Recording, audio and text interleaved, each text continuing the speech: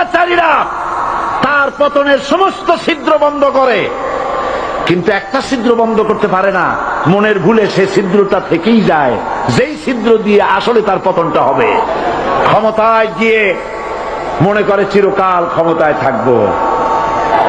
ক্ষমতায় যারা থাকে ক্ষমতার মোহে চতুর্দিকে অন্ধকার দেখে, মনে করে আমার পতন আর হবে না।